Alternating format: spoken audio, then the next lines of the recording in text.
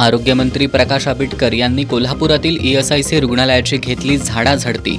वैद्यकीय अधिकारी धारेवर. रुग्णसेवेच्या गुणवत्तेत सुधारणा करण्याचे पालकमंत्र्यांचे निर्देश.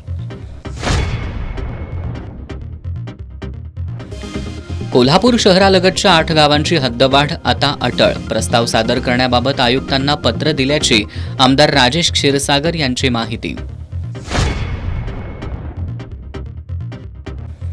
मनसेच्या विद्यार्थी सेनेचं इचलकरंजीतील शाळांना पत्र. हिंदी सक्तीच्या निर्णयाची अंमलबजावणी न करण्याचं आवाहन. BCA, BBA, BMS आणि BBM अभ्यासक्रमांसाठी घेण्यात येणाऱ्या CET परीक्षेला पुन्हा मुदतवाढ. आता 19 आणि 20 जुलै रोजी घेण्यात येणार परीक्षा. आणि कोल्हापूर शहरासह जिल्ह्यात जागतिक योग दिन उत्साहात साजरा.